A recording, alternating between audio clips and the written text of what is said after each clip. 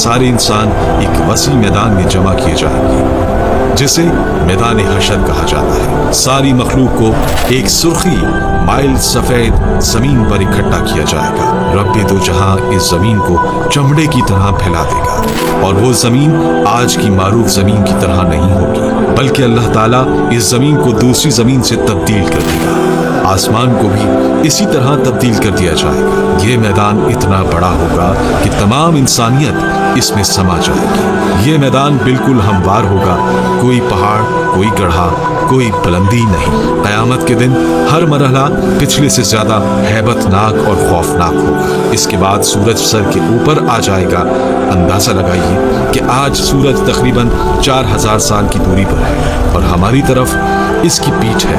क़यामत के दिन सूरज सिर्फ 1 मील के फासले पर होगा और इसका मुंह हमारी तरफ होगा।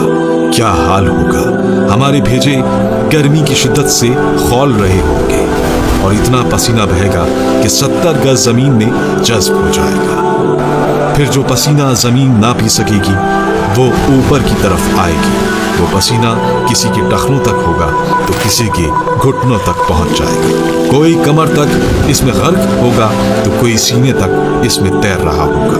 कुछ तो ऐसे भी होंगे कि उनके गले तक पहुंच चुका होगा और काफिर के तो मुंह तक चढ़कर लगाम की तरह इसे जकड़ लेगा, जिसमें वो डुबकियां खाएगा। ये सब कुछ डिपेंड करेगा हमारे अमाल पर। अब लोगों के साथ उनके अमाल के हिसाब से मामला किया जाएगा। सजा या जजा अमाल को देखकर दी जाएगी। इस दिन किसी चीज का कोई साया नहीं होगा, लेकिन कुछ अहले ईमान ऐसे भी होंगे कि उन्हें अल्लाह रब्बुल इज्जत अपने अर्श के साए में रखेगा। इस गर्मी की हालत में प्यास की क्या कैफियत होगी। हाल ये होगा कि जबानें सूख कर काटा हो जाएंगी। कुछ तो जबानें मुंह से बाहर निकल आएंगी। दिल मुंह को आए होंगे। लोग अपने अपने गुनाहों के मुताबिक अजाब में होंगे। इस दिन कोई किसी का हाल पूछने वाला ना होगा। बड़े मजबूत और गहरे रिश्ते इस दिन अपनी वक़्त खो देंगे। रिश्तेदारियां और ताल्लुकदारियां किसी काम नहीं आएंगी। यहाँ तक कि सगे रिश्तेदार जो दुनिया में एक दूसरे को देखकर जीते थे, इस दिन एक दूसरे से जान छुड़ाएंगे। भाई भाई से भागेगा, माँ औलाद से पीछा छुड़ाएगी तो औलाद माँ से दौड़ेगी।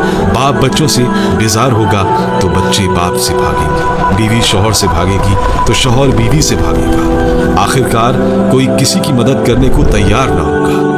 हर जान नफ्सी नफ्सी पुकारेगी। हर शख्स सिर्फ अपनी ही फिक्र में होगा। किसी दूसरे से इसे कोई सरोकार ना होगा। ये मुसीबतें चल ही रही होंगी कि जहन्नुम को लाया जाएगा।